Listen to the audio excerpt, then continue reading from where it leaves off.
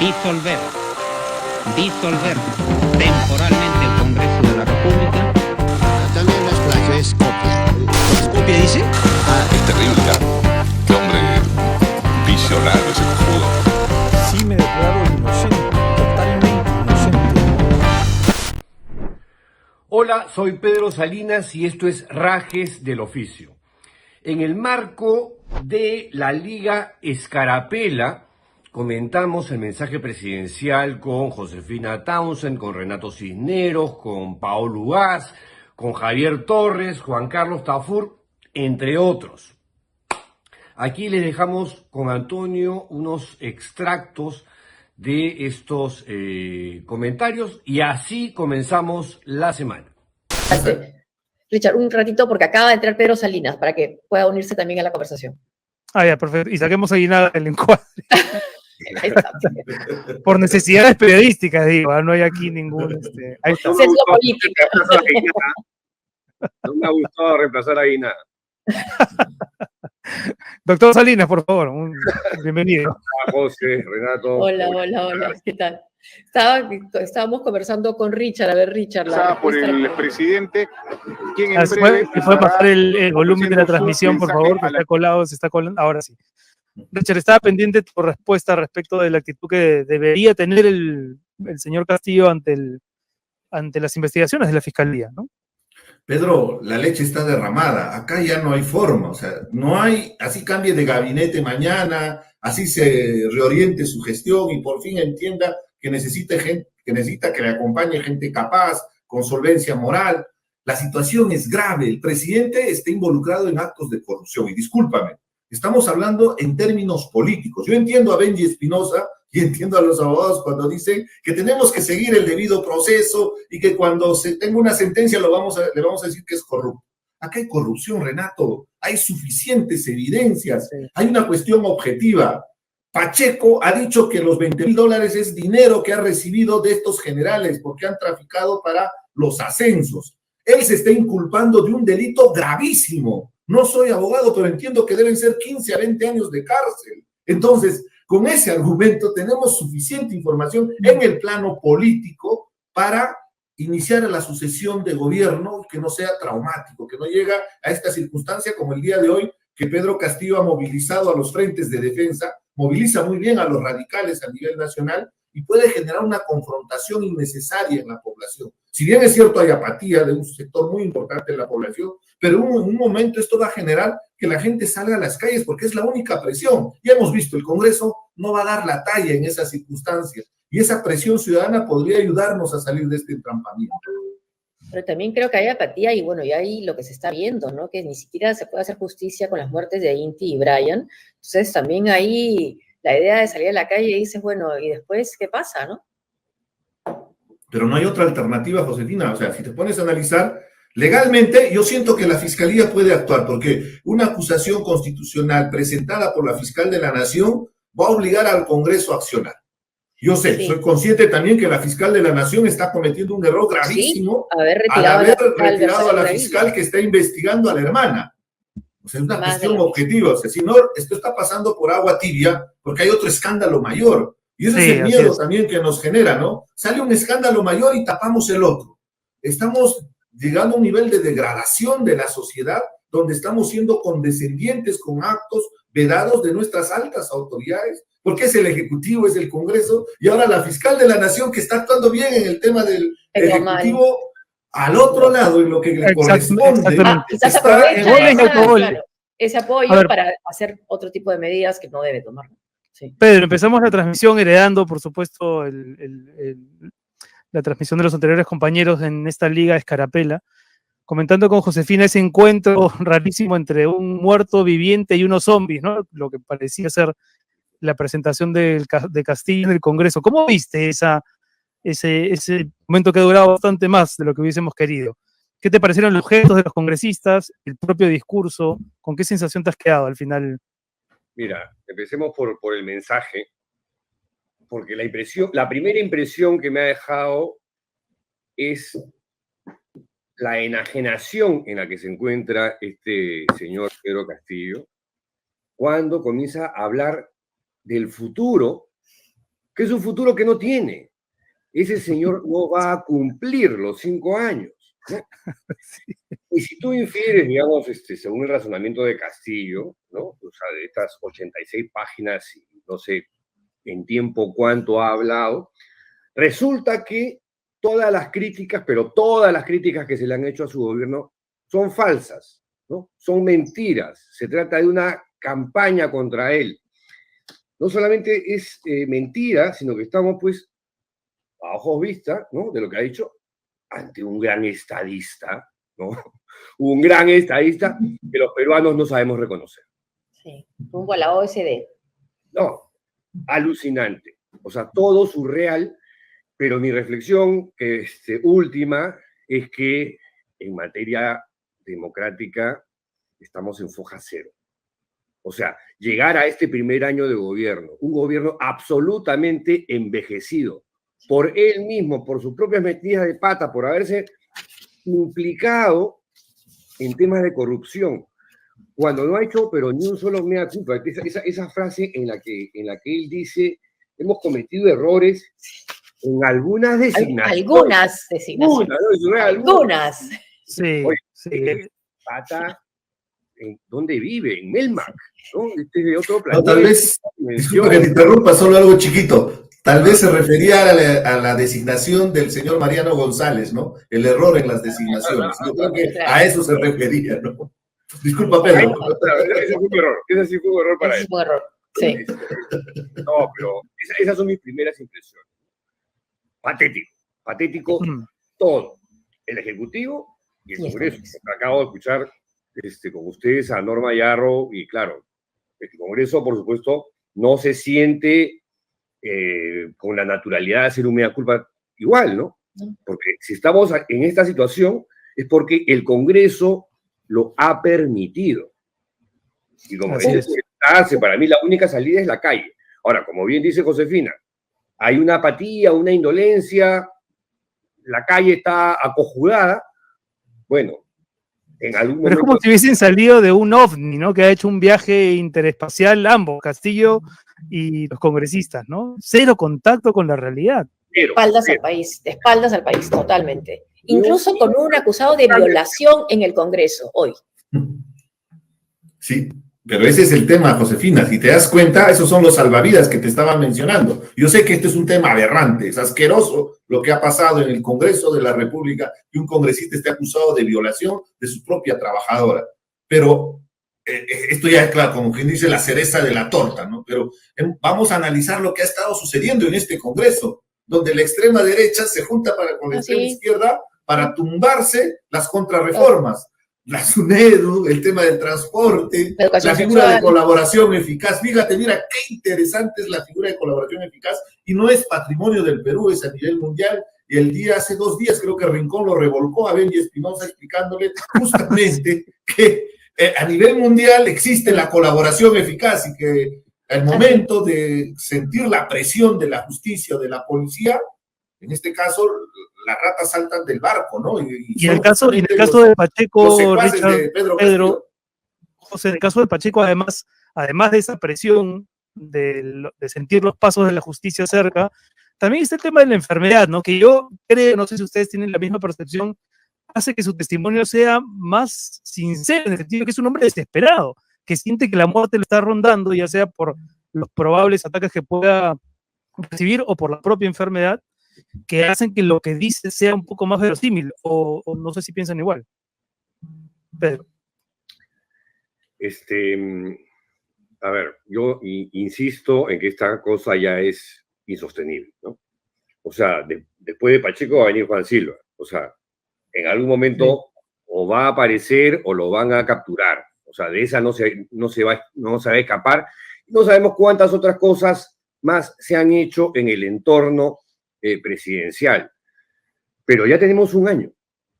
Han corrido 365 días y al día 1, o sea, a las 24 horas, un Castillo que empezó con un discurso que a mí no me disgustó. El primer discurso, del 28 de julio, sí. Pero a partir del día siguiente... Hizo todo lo contrario. Nombró a Guido Bellido de primer ministro. por ejemplo, ¿no? Y no rectificaba los errores a tiempo, se demoraba ya hasta cuando la cosa se ponía insoportable, A ver, insostenible. Pedro, disculpa un ratito para escuchar a Susel Pérez. Con respecto al debido proceso y no a la noticia mediática. Y debe decir siempre la verdad. No se escucha Ah, bien. y te escuchado a Pedro Castillo, creo. Es la voz de Castillo, es la voz de Castillo, pero con la cara de Susel, no sean malos, pues A no ver, le, ¿por no qué le no hagan escuchamos esto a a Susel. Susel? ¿No? Está sin audio, me parece, esa transmisión. Hasta el Qué pena. cumpleaños hace poco, así que desde aquí la saludamos. Pero bueno, Bueno, más Es por eso. adelante tendremos. Se acaba básica. sí. Bueno, pero cuando tú decías, Pedro, que la pregunta para los dos, ¿no? O para los tres, para comentarla. Cuando Pedro Castillo dice, para el 2023 no se anuncian estos logros, ¿cuál es el mensaje ahí, no? Claramente una parte del mensaje es, no estoy pensando convocar elecciones adelantadas, pero efectivamente, ¿de qué futuro está hablando si todos los indicios parecen más bien anunciar Que no tiene que futuro. que no tiene futuro? No tiene futuro. Richard, ¿tú qué piensas? ¿A quién iba dirigida a quién era dirigido el guiño? En realidad es una narrativa negacionista, ¿no? Con la estrategia de la victimización. Total. Para él estamos viviendo en Suiza. Mi esposa justo antes de entrar me decía, Castillo cree que estamos viviendo en el país de las hadas, ¿no? En el país de las maravillas. Es Castillo y el país de las maravillas. Entonces, es absurdo. Esa negación es parte justamente del ser humano cuando tiene serios problemas para poder entender lo que realmente está pasando. Porque lo que va a suceder en estos días, probablemente con la implicación, la Unidad de Inteligencia Financiera han informado que los hermanos de la esposa, de la primera dama, han depositado 90.000 soles a estos Estilo, que es una empresa de fachada que yo voy entendiendo, porque esto sucede, Renato, Josefina, Pedro, en los municipios. Hemos visto, y cualquier persona en provincia puede darse cuenta, gana un alcalde que es corrupto y lo primero que hace es este tipo de negociados. Y de la noche a la mañana empiezas a ver signos de riqueza. Y es lo que hemos estado viendo en el caso de la familia de Pedro Castillo, cuando manejaban esas camionetas de alta gama y que después nos enteramos que era de Samir Villaverde y todo. ¿A cambio de qué? ¿Por qué tenían esa patente de corso para estar representando al país? Y después metidos en las licitaciones, y ahora nos damos cuenta que también están metidos en el tema de los ascensos. O sea, han llegado al poder, no entendieron el mensaje del país y por eso tal vez es que la calle está, yo diría, adormecida, porque de verdad hay un sector muy importante del país que espera una reivindicación. Y el discurso justamente de confrontación, porque evidentemente hay una cabeza de turco, ¿no? Y sí, hay problemas estructurales, no lo estoy negando, más aún conozco mucho la realidad del Perú. Entonces, ese discurso de reivindicación ha hecho que un gran sector del país lo respalde y crea que alguien que viene delante, un maestro rural, va a poder enarbolar esas banderas y va a poder lograr esa integración de esa nación para que nos veamos todos iguales, porque hay una gran realidad, hay exclusión social, hay marginación, hay discriminación, hay racismo, y eso cala en nuestra sociedad. Pero esto es una estafa. ¿Por qué es una estafa? Porque con ese discurso llegaron al poder. Sí. Y son doblemente traidores porque inclusive enarbolaron discurso de izquierda, pero a la hora de la verdad entraron al poder no para esa reivindicación. Como lo fue para que llegó con la idea del discurso de años de persecución y de exilio, de justicia social, para después ser un gobierno de una corrupción rampante, ¿no? Pero claro, eso es lo que no debería suceder. No, y ahí es donde justamente cuestionamos, ¿no? Cuestionamos abiertamente y por eso a mí me causa también profunda indignación que mis camaradas de izquierda hayan respaldado sabiendo quiénes estaban detrás de Castillo y sabiendo los antecedentes. Y ahora piden cierre del Congreso, además, de ese lado de la izquierda. Sí, o sea, es algo, no, pero viven, fíjate, ahora se acaban de tumbar toda la propuesta de una reforma constituyente, de una asamblea constituyente, porque con ese discurso que tienen el día de hoy, la gente le va a tener tirria, le va a tener un rechazo a la posibilidad de cambiar la constitución, porque la gente ya se cansó y se dieron cuenta que en realidad quieren poner una nueva constitución para perennizarse en el poder, para que Cerrón desarrolle sus delirios de poder, ¿no? Entonces, se paran tumbando una serie de banderas de lucha que han sido consistencia en la posición de izquierda. Eso es lo frustrante y ahora vamos a tener que reconstruir de las cenizas, ¿no? Es muy complicado lo que se viene en el futuro justamente para este lado, ¿no? De mi posición política. Pero Pedro, ¿crees que va a haber un desenlace o vamos a seguir en este entrampamiento permanente? Mira, es que pasan los días y yo digo ya el Perú no tiene remedio. O sea, te soy sincero, porque mientras que, o sea, la única manera de salir de este embrollo, de esta situación en la que ves a un ejecutivo y a un legislativo absolutamente enajenados, ¿no es cierto?, desconectados de la realidad, en plan negacionista, como dice Richard Arce, la única manera de acabar con esto es que la gente salga en multitudes, se pronuncie y pida que se vayan todos. Ahora, el que se vayan todos tampoco va a arreglar el problema, ojo, ¿no? O sea, pero sí va a aliviar una situación de frustración, de indignación, de legítima rabia ante estos poderosos que no hacen absolutamente nada por el bien del país, porque no hacen absolutamente nada, ¿no? En el Congreso, efectivamente, la izquierda y la derecha se tumban abajo las cosas que no deberían tumbarse, proponen cosas que no deberían proponer, y mantienen una situación que no deberían mantener. Entonces, nada, yo honestamente no le veo ninguna salida al país por un buen rato, porque mi reflexión final es, después de ver esto, en materia democrática estamos en fojas cero. Ahora, Pedro, Richard comentaba hace un rato que él estás en Apurímac, ¿verdad, Richard? Si te escuché bien. Sí, Renato. Que él en Apurímac percibía y percibe que hay un sector de la población que todavía, no sé si la palabra es cree en Castillo, o por lo menos acepta a Castillo, tolera a Castillo, se resigna a Castillo, entre otras cosas, porque no hay en el horizonte político alguien que pueda sustituirlo con credenciales morales mejores que las del presidente. Y hoy hemos escuchado al presidente lanzarle flores, ¿no? Al magisterio, anunciando el incremento de sus sueldos y también a los agricultores con bonos, etcétera. ¿Tú crees que ese 20%, que según las últimas encuestas todavía parece creer en él, pueda incrementarse a partir de estos anuncios y a partir de la poca capacidad que tiene la oposición de finalmente tomar acciones? ¿O crees que eso pueda hacerlo sobrevivir un tiempo más en el gobierno?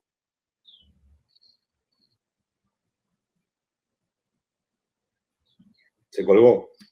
¿Quién se anima? ¿Hola? Sí, ¿Renato? Sí. Se colgó. No, ¿Yo? ¿se me colgó a mí? No, la pregunta era si es que con ese 20% que tienen zonas como por ejemplo Apurímac, que eso le da cuánto tiempo, cuánto aire le da a Castillo. ¿Es un poco eso la pregunta? Sí, esa era la pregunta. No sé si se llegó a escuchar, pero bueno. Pedro, a ver, no sé. No, yo sí la escuché, pero no sé, Richard es el que se quedó así congelado. A ver. Bueno, a ver, cualquiera de los dos. Porque ese 20%, digamos, no es representativo, es una minoría, pero es una minoría que no baja tampoco, ¿no? O sea, en los últimos sondeos se mantiene. Y tal vez... A ver. Ese 20% tienes que analizarlo en perspectiva, porque ¿quiénes lo representan? Sectores organizados, frentes de defensa, los que hoy día estaban marchando. Lo que yo tengo conocimiento es que les han pagado hasta los pasajes, por eso tienen todo un aparato con los gobernadores, con lo que antes eran los subprefectos, prefectos, para poder movilizar a la gente. Entonces ese 20% se multiplica, porque evidentemente tienen capacidad de organización.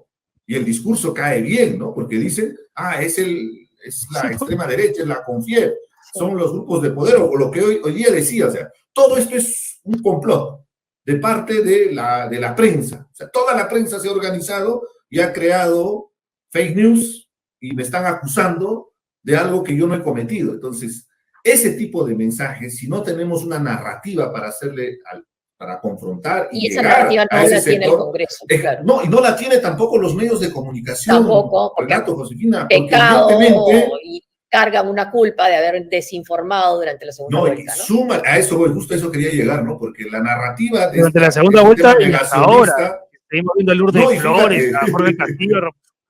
O sea, Pero acá no, y- acá no nos vemos. Y, Claro. y en el caso de Samir Villaverde, yo siento que había información valiosa, pero todo se desbarató con el tema de presionar de que hable de que ha habido fraude.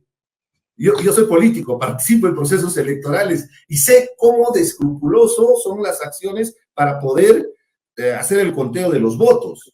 Y que inclusive en tiempo real, ni bien terminan las elecciones, tú puedes acceder por el sistema a todas las actas. Y tú puedes saber cuál fue el resultado electoral si tienes, claro, un aparato, ¿no? Todo un sistema de cómputo que te pueda recopilar la información con un equipo de personas. Entonces, que haya habido fraude, no ha habido ni una sola prueba. O sea, la realidad es que Castillo ganó. Pero el Y fraude es eso no lo han Castillo, el aceptado. fraude es el Y hay- gobierno.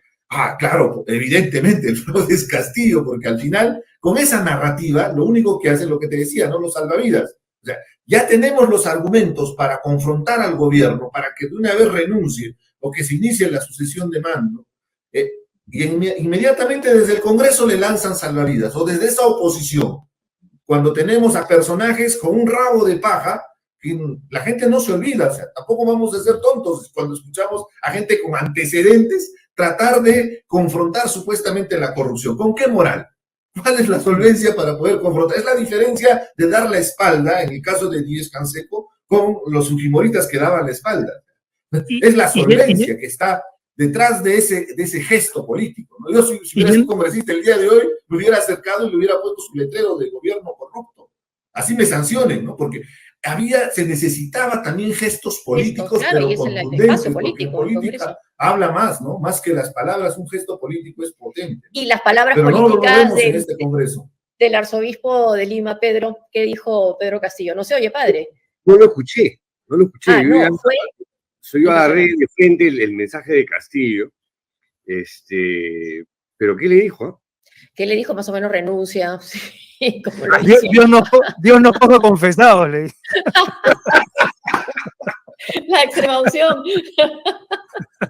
Claro, le empezó la...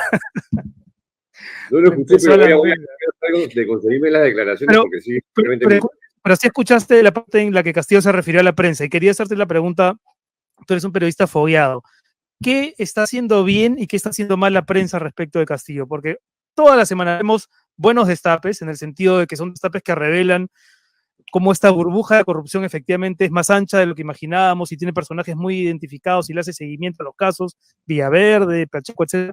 Pero también hay una prensa que insiste en a veces caricaturizar al propio Castillo, a veces en darle por donde no tiene sentido darle, porque terminas victimizándolo. Entonces, ¿cómo ves tú esta relación claramente tirante, pero que a veces la prensa también desaprovecha, ¿no? el tema es complejo, ¿no? Además, la prensa en general es como va a un solo objetivo que es el ejecutivo, las cosas de Castillo, ¿no? Que está bien que se haga, pero Total. abandonan el Congreso a medias, a veces completamente, el poder, las cosas que pasan en el Poder Judicial. Y claro, tienes una prensa facciosa que se ha gestado en los últimos tiempos, ultraderecha, ultraconservadora, muy ruidosa, muy gritona, y que propala fake news, ¿no? O sea, eso lamentablemente no es un fenómeno típicamente peruano, sino que lo vemos que está pasando en todas partes. O sea, tú estás en España y mira todas las cosas que están ocurriendo con las fake news y la clase Sin política de Iglesias. la derecha, Vox, etc. Claro, lo de Iglesias ha sido hace poco, pero después han aparecido otras más. Entonces, a lo que voy es, ojo, no es el Perú, ¿no? O sea, es un fenómeno global. Tan es así que tú vas a la librería y vas a encontrar una diversidad de publicaciones sobre el tema de las fake news. ¿Tenemos que acostumbrarnos a vivir con eso? Los que valoramos lo que hacemos, yo creo que no. Tenemos que dar la pelea por un periodismo independiente y que muestre aquellas cosas que el poder no quiere que mostremos y que revele denuncias sobre otros aspectos que grupos poderosos no quieren que revelemos. O sea, esa es nuestra chamba, esa es nuestra función, tendremos que seguirla haciendo quienes nos consideramos periodistas y quienes respetamos lo que hacemos y quienes creemos que tenemos vocación para eso. ¿Ok? Entonces, el discurso de Castillo también ha sido faccioso porque vemos le achaca, le endilga todas las críticas que le hacen a estos sectores ultraconservadores. No, pues, no es así, no es así, ¿no? O sea, todos los sectores lo critican, ¿no? Los ultraconservadores, los de izquierda, la prensa de centro, si existe, la prensa liberal, y lamentablemente en la prensa tradicional, o sea, la radio y la televisión, la mayoría de periodistas ya no están o han emigrado a espacios como este, ¿no? Sí, sí que nos han acogido, porque los otros... No. Entre otros tantos. O sea, eso también es un fenómeno, digamos, relativamente nuevo. Por suerte, está funcionando, ¿no? Por suerte, hay esta ventana y estos espacios. Así es, Claro. hay gente que quiere escuchar. Vamos a tener una oportunidad para una última intervención de cada uno, pero estamos con Mauricio Sagaste, reportero de Nativa, que seguramente nos va a contar lo que está ocurriendo ahora mismo en el centro de Lima. Ahí me parece que estás en el perímetro del Congreso. Mauricio, ¿cómo estás? Buenas tardes, Renato. Buenas tardes, Josefina, Pedro, Richard. Bueno, sí, justamente ya como han podido apreciar en esta grabación que no terminó el presidente Pedro Castillo de finalizar con su mensaje, rápidamente fue abucheado o unos parlamentarios han salido de la puerta del Parlamento a declarar un poco justamente sobre el mensaje. Varios, entre ellos los que voy a indicar, el congresista Alejandro Aguinaga y también justamente a Susel Paredes, indicaron que no hubo una culpa por parte del presidente, algo que decepciona lo que vendría a ser su accionar, lo que hubieran indicado. Además, también han aprovechado en justamente indicar su molestia por esta denuncia de violación en contra del congresista de Alianza para el Progreso, Freddy Díaz, que salió justamente anoche. El sentir general de los congresistas que han salido, entre los que también se destaca Renovación Popular, con Jorge Montoya a la cabeza, es que lamentan mucho que el presidente haya, digamos, esquivado el pedir una disculpas y más aún se haya, digamos, excusado. Y también, digamos, indicar que la prensa es culpable, mucho de lo que deben ser esas acusaciones, que digamos, se van avanzando con mucha prontitud, de acuerdo también a lo que viene diciendo Bruno Pacheco a la Fiscalía. Es el sentir general. Ya también han hablado sobre impulsar una vacancia nuevamente, ya han indicado, y que en los próximos días quizá van a dar más comentarios acerca de ello. Pero en general hay desazón por parte de los parlamentarios, que como han podido observar, terminaron por abuchar al presidente, y además indicar también que hubieron algunos que se retiraron. Entre ellos, el primero que se retiró, y él había anunciado hace un par de días, era el congresista no agrupado Carlos Anderson. Ni bien el presidente pisó Parlamento antes de que inicie el mensaje a la nación, se retiró. Salió por la puerta en dirección hacia el Jirón Junín. Además de ello, también el congresista José Cueto, de Renovación Popular, se retiró, también dio un descargo vía Twitter, y junto a él también la parlamentaria Marian Jáuregui. Ella justamente salió del Parlamento, no declaró a la prensa, se dirigió, tengo entendido, a su automóvil, salió del Parlamento y se puso otra ropa, o sea, salió, digamos, en sastre y regresó en jean, en tacos con una casaca, diciendo que se está volviendo a decir con otra ropa porque es como se viste el pueblo. Es como que sí debería ser, así debería escuchar, digamos, el mensaje a la nación del presidente Pedro Castillo. También Marta Moyano, digamos, dio la espalda, al igual que Rosángela Barbarán y Vivian Olivos de Fuerza Popular. Entonces también, digamos, y también recalcar en este caso a Patricia Chirinos, que ni bien también el parlamentario empezó a hablar, justamente todos escuchamos aquí también sorprendidos un poco donde estaba la prensa el grito de corrupto. Entonces ha sido un mensaje, digamos, a la nación, como bien decía, muchos de los parlamentarios han indicado que la mea culpa estuvo prácticamente ausente y creen de que impulsar una vacancia presidencial es la que prácticamente debe de ser por lo menos en los próximos días. Muy bien, Mauricio. Muchas gracias por el reporte desde el exterior del Congreso. Tienes que irte, Richard, me han dicho, pero antes que te vayas, quería hacerte una pregunta cortita. Entre este país de las maravillas que nos presentó el presidente, dijo que resalta el apoyo a la inversión minera en nuestro país, trabajando de la mano con la población y generando espacios de diálogo. ¿Cómo queda ahí Cuajone, paralizado, más de un mes, las Bambas que anuncia también con terminar con la tregua? ¿Qué responsabilidad tiene el gobierno ahí? No, y además se atrevió a decir que habíamos tenido ingresos excedentes por canon. Habría que hacer la precisión que se debió a los precios altos de los minerales. O sea, hemos pasado un super siglo, ahorita cayó, pero el cobre ha llegado a más de $10,000 la tonelada. Y evidentemente el margen de utilidad es mayor y la renta va a ser mayor, y ese es el concepto del canon, ¿no? Porque significa el 50% del impuesto a la renta. Lo que sucede es que no está hablando de justamente lo que tú estás comentando y lo que lo dijimos en tantas entrevistas que hemos tenido, tratando de orientar al gobierno para que tenga una estrategia de gestión de conflictos, ¿no? Y lo que tenemos a portas es que esta semana, nuevamente, el corredor minero va a estar bloqueado. El costo social es terrible. Para graficarte nomás, Apurímac, por concepto de canon y regalías, pierde cada día que se cierra 5.2 millones. Esto es una ofensa a una población que tiene serias demandas en temas de exclusión, ¿no? Estuve hace unos días nomás en la posta médica y de verdad es desesperante, ahí entiendes, ¿no? Gente que está con COVID y ni siquiera les pueden hacer la prueba COVID, solo para que puedas entender. ¿Por qué? Porque es campesino, porque es humilde, porque no tiene zapatos, tiene ojotas, no le atienden en el puesto de salud. Son esas inequidades que justamente se aprovecha este gobierno y ha traicionado toda esa esperanza, ¿no? Al final, lo que ha estado sustentando el presidente con datos estadísticos que entiendo que al final el propio presidente no lo entiende porque estaba leyendo, no sé si realmente entenderá, es parte de nuestra solvencia macroeconómica, ¿no? Porque lo que ha dicho que el Perú es el que más ha crecido es falso, es Chile es el que está creciendo si hacemos un avance. Bueno, habría que someter ese discurso también a un severo fact-checking a ver qué cosas salen de ahí, ¿no? Porque hoy ha dado una serie de cifras y yo en un momento preguntaba, a ver, ojalá la prensa regional reaccione al discurso y nos diga pronto si esos números son ciertos, si ese grado de inversión es real, porque llegó a un punto en que era ya inverosímil, ¿no?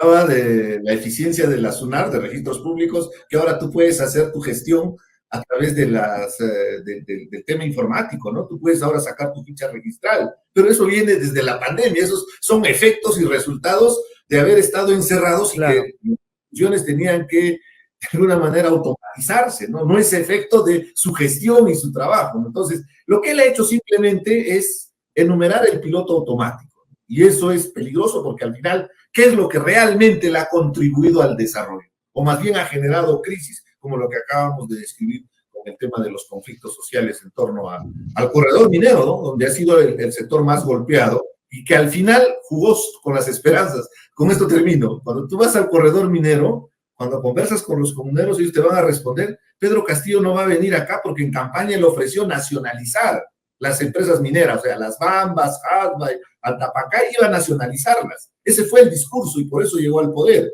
El día de hoy, evidentemente, no lo va a hacer porque sería terrible, con consecuencias nefastas para el país, porque tendríamos que pagar indemnizaciones millonarias. Pero ¿qué le dices a esa población? Entonces, ¿qué ha hecho? Exacerbar más bien esos sentimientos. ¿Porque hay problemas sociales? Por supuesto que sí. ¿Hay problemas ambientales? Por supuesto que sí. Pero ¿cómo se jugó con esa ilusión para que al final tengamos un conflicto que no se está solucionando? Lo único que ha hecho es patear el tablero para 30 días de tregua, y esa tregua ya se venció, y nuevamente en esta semana están anunciando paralización en las Bambas. Gracias, Richard. Muchas gracias por tu participación. Muy claro. Como Josefina, Pedro, gracias. Gracias. Pedro, Mauricio el reportero nos comentaba, ¿no?, de que algunos congresistas ya empiezan a hablar de la posibilidad de plantear nuevamente la vacancia. ¿Tienes alguna esperanza en esta nueva legislatura con Lady Camoes a la cabeza? ¿Y qué te pasó cuando escuchaste, qué reacción tuviste cuando escuchaste lagrimear a Mari Carmen Alba y evocar la memoria de Belaúnde para decir tarea cumplida? Que a mí me pareció una aberración total, ¿no? Pero era como, llegó un punto en que era, o sea, ¿en serio? Mira, no tengo ninguna expectativa sobre lo que se viene. Soy Cero. pesimista. Yo creo que las cosas van a ir peor porque en el Perú todo es empeorable, ¿no? Siempre digo, todavía no hemos tocado fondo, pero en esta oportunidad yo sí creo que ya hemos tocado fondo. Y es un tocar fondo en el sentido de que los ciudadanos peruanos estamos técnica y formalmente secuestrados por los poderes del Estado. Y por más que deseemos cambiarlo, ¿no? Porque en el proceso el Ejecutivo está desmantelando el Estado completito. Por eso cuando hablaba de la modernización del Estado, dices, ¿de qué me estás hablando, oye? Pero en complicidad también con los grupos del Congreso. Quizás han conseguido el consenso perfecto para sus intereses, ¿no? Claro, entonces esa confluencia de intereses entre un ejecutivo que quiere seguirse atornillando lo más que se pueda, y un Congreso que también quiere quedarse pegado a su curul, ¿no es cierto?, todo el tiempo que se pueda. ¿Qué te queda como sensación? Impotencia, Sí. indignación, rabia contenida, ¿no? ¿Por qué? Porque no puedes hacer nada hasta que la gente se pronuncie. El día que las calles se movilicen, entonces Sí. diré, caray, ya estamos pues como Argentina, como Chile, ¿no? O sea, donde salen a pelear por sus derechos ciudadanos, por sus libertades básicas. Y ahí nuevamente volvemos. Sí. Ahí, Pedro, nuevamente volvemos a un tema que hemos conversado contigo también antes respecto de la orfandad de liderazgos, ¿no? Que pudiesen encaminar esas eventuales protestas. En las últimas semanas, ¿no? La figura de Sagasti, como la de Vizcarra también, ¿no? Cada uno con su estilo y con sus propias propuestas, parecen haberse puesto en el centro de una mira, tal vez con proyección electoral, claramente Vizcarra sí. ¿Tú crees que alguno de ellos pueda encarnar o capitalizar este descontento que hasta ahora no encuentra un rostro a través del Sí, cual... ya para ir terminando también, porque ya está entrando el siguiente grupo. Sí. Es una pregunta Si oceánica. Si se da ese escenario, yo creo que otra vez vamos a tener que optar por el mal menor, ¿no? Llámese Sagasti o quien sea. Porque mientras que no haya una reforma política de verdad, donde se generen y se implementen partidos políticos de verdad y no las porquerías que tenemos ahora, ¿no es cierto? No va a haber renovación de la clase política. Mientras que los jóvenes no se entusiasmen por servir al país, no vamos a tener nada. Entonces vamos a estar condenados con Lady Camones, la patética de la Mari Carmen Alba, Patricia Chirinos y compañía. Eso es lo que hay, pero que mira lo que tenemos para la alcaldía de Lima. Urresti o López Aliaga. ¿Por quién vas a votar, Renato? Ojo, ya parece que decir feliz 28 es decirlo con cachita, ¿no?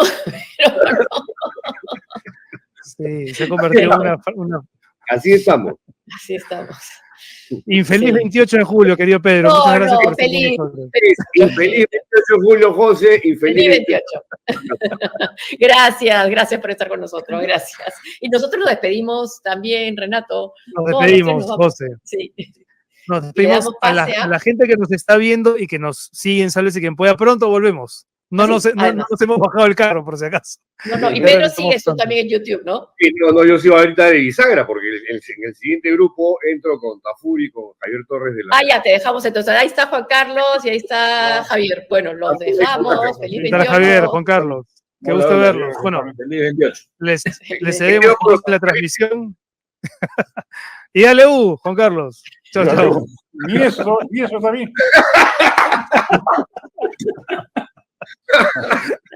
Se queda Valera. Bueno, listo, nos vemos. Chao. ¿Qué tal, Juan Carlos? ¿Qué tal, Javier? Bien. Mejor que acá. Ahora el saludo es infeliz 28, mi querido Juan Carlos. Infeliz 28, mi querido Javier. Infeliz 28, mi querida Paola. Paola, ¿qué tal? ¿Qué dices? Hola, Paola. Uy, no escucha. En el Congreso, Paola está como el presidente en la homilía del TEDEUM.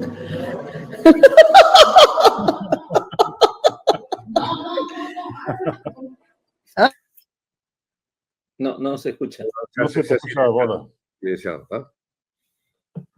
Bueno, impresiones del mensaje, porque yo ya me adelanté al otro lado. A mí me parece alucinante que alguien hable de futuro cuando ese futuro pues no existe, ¿no? En términos realísticos o políticos. A ver, no sé, yo me lanzo. Miren, yo la impresión que tengo es que Castillo ha ido tranquilo al Congreso. O sea, sabiendo, después del desmadre de la elección de la mesa directiva, sabiendo que él está blindado por lo menos en el Congreso, ¿no? Tiene más de 45 votos, en fin. Sabiendo eso, ha dicho, bueno, los pecho un poquito al comienzo, ¿no? Le tiro palo a la prensa, porque la prensa la ha golpeado de arranque, ¿no?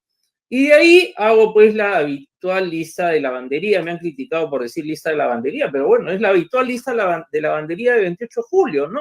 Que es larguísimo, o sea, me hizo acordar algunos de los discursos de Alan también, que Alan entonaba mejor, leía mejor, pero lo mismo, ¿no? Kilómetros acá, bonos acá, obras, contratos, pero nada sustancioso, ¿no? Y entonces yo creo que el presidente, incluso, si ustedes ven el desplante que le quiso hacer la oposición, tampoco ha sido fuerte, ¿no? Se fueron por ahí algunos, le gritaron corrupto, pero no vimos una cosa de peso, ¿no? Que lo afecte de alguna manera. Entonces yo creo que Castillo sabe que en esa cancha, por el momento, él tiene los votos asegurados y que su pelea es en otro lado, ¿no? Que es la pelea judicial, fiscal. Yo creo que por eso ha ido así, ¿no? Y creo que ha tratado de cumplir con el trámite, pasar el rito, como se dice, e irse lo más rápido posible, aunque después de las 86 páginas del discurso, ¿no? Esa es mi primera impresión, así, del mensaje. Sí, yo creo que quedó demostrado que ni siquiera para hacer un desplante la oposición fue capaz de abandonar su curul, ¿no? O sea, sí. la oposición está atornillada al hemiciclo y no se va a ir de ahí, y eso lo sabe el presidente, y en esa medida se permite lanzar un discurso de ficción como el que ha lanzado hoy día, ¿no? Mariana Altaus acaba de postear que algún cineasta debería contratar al guionista del discurso porque es un extraordinario creador de ficciones, ¿no? O sea, ese es un país que no existe, claramente el que nos ha pintado el presidente. Y lo otro que es que no hay que olvidar es que el presidente anunció con bastante anticipación que iba a haber sorpresas en este discurso y no ha habido ninguna. Y básicamente las que se esperaban o se rumoreaban en los últimos días u horas eran que o renunciaba o anunciaba el adelanto de elecciones o la recomposición radical de su gabinete. Y ni una ni otra. O sea, claramente ha sido un discurso que de alguien que está confiado en que tiene 52 votos por lo menos, que fueron los que votaron por él, por la lista de Edras Medina a la mesa directiva, y que con esos votos no le va a pasar nada. La única posibilidad de que a Castillo lo saquen claramente no es la vacancia, sino el adelanto de elecciones. Pero para eso se requiere que los congresistas tengan la vocación de renuncia, que claramente se ha visto que no la tienen. O sea, no se van a mover de su curul ni siquiera para hacer un gesto político frente al primer mandatario al que tanto repudian, como se ha visto hoy en la presentación del presidente ante el Congreso de la República. Fuera de ello, el presidente, si realmente cree en lo que está diciendo, yo creo que tiene un serio problema psicológico en sí mismo, porque definitivamente no puede decir que el Perú está creciendo económicamente o está muy bien económicamente, porque las cifras que muestra son, en primer lugar, a pesar de él, y en segundo término, amenazan con mejorar radicalmente. Entonces, yo creo que aquí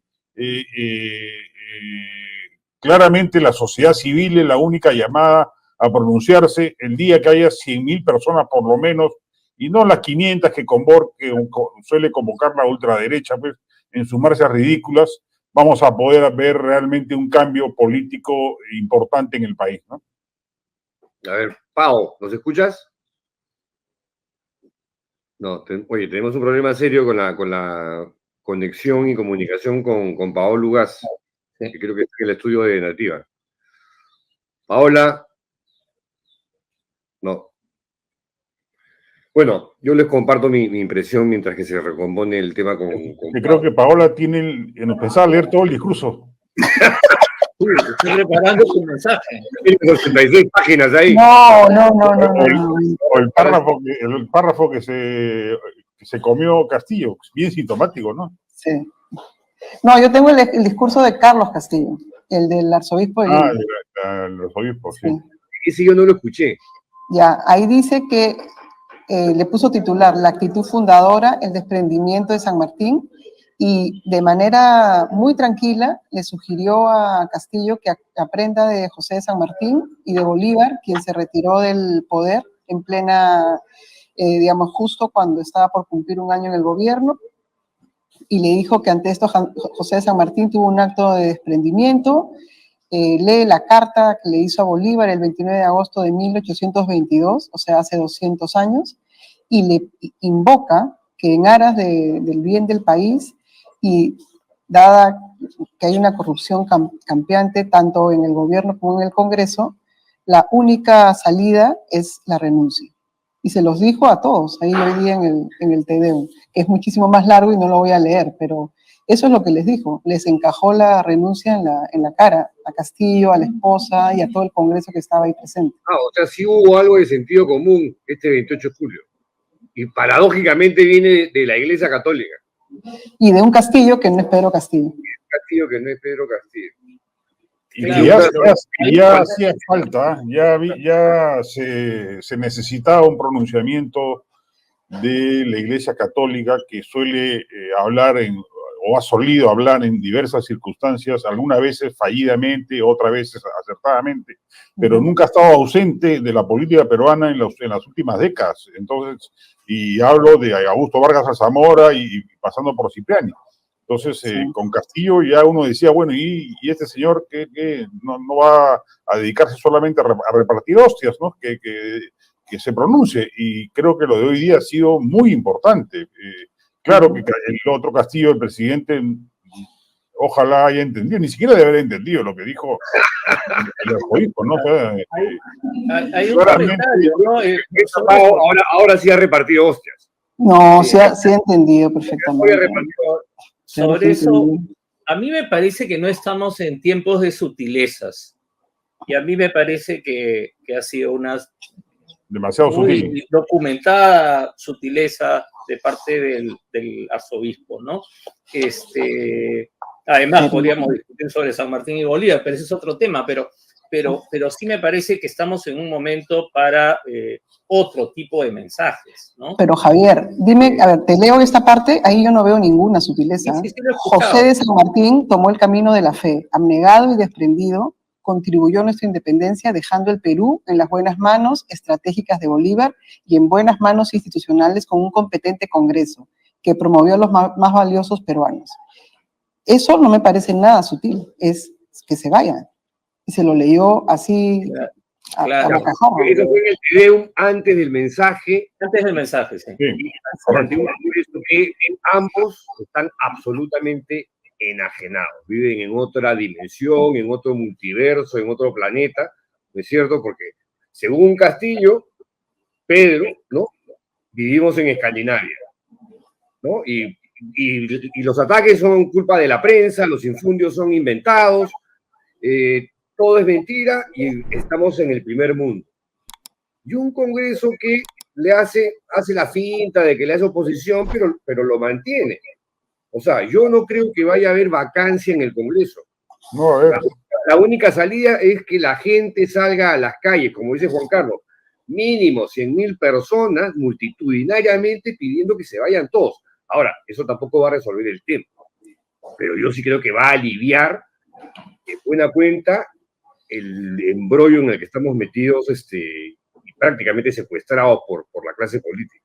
No, pero yo sí creo que 100.000 personas o más en la calle ejercen la presión política suficiente para que la guardería se olvide de sus prebendas corruptas y termine por sumarse a un equipo vacador, digamos, o a que la izquierda de Juntos por el Perú eventualmente cambie su blindaje al presidente y lo trastoque por una aceptación de que la vacancia es la única salida. Pero para ello tendría que haber por lo menos esa cantidad de gente, o sea, una multitud, y si es mayor aún, lamentablemente el activismo callejero en el Perú se ha dormido, yo no encuentro una explicación cabal, porque hace poco la hubo, cuando fue el 5 de abril y nos inmovilizaron, o cuando subió Merino, salió la gente masivamente a la calle, y en otros países de la región los jóvenes también salen, o sea, porque hay gente que dice, son las redes sociales que han embrutecido o anestesiado a los jóvenes que ya no tienen capacidad de salir y protestar y marchar. Pero lo vemos en Argentina, salen 2 millones, 3 millones de personas en cada evento, y en Chile salieron millones a protestar. No, pero sobre eso hay dos cosas, ¿no?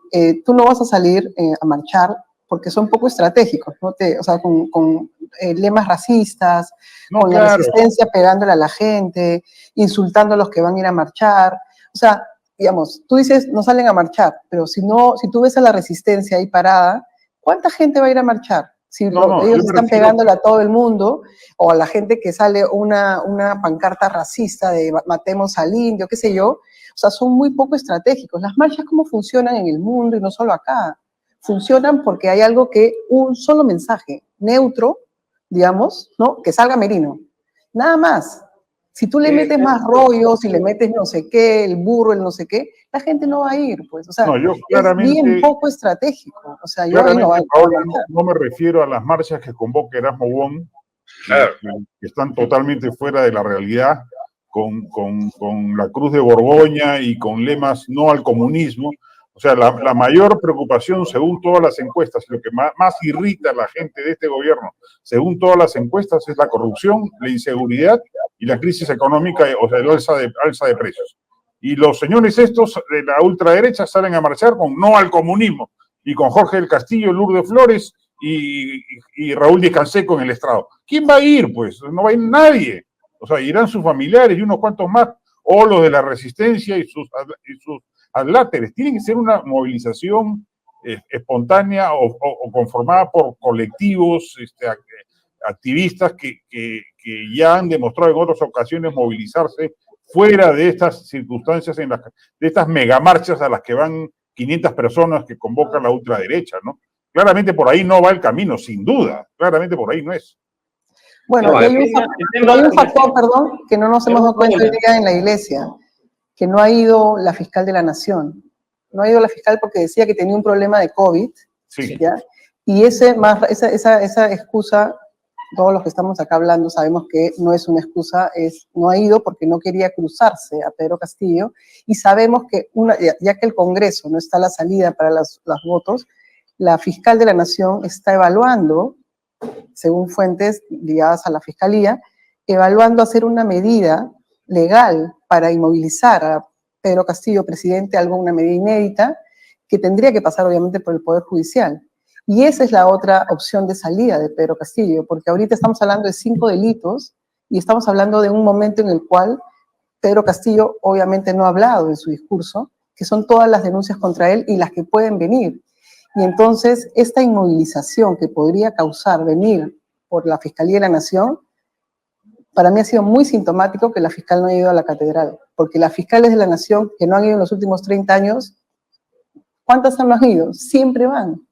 Es la primera vez en 30 años que no va la fiscal de la Nación al Te Deum. Es una ceremonia que los fiscales van de todas maneras. Y entonces aquí yo creo que hay un gesto que tenemos que también ver. El Te Deum yo creo que de hoy día ha sido clave.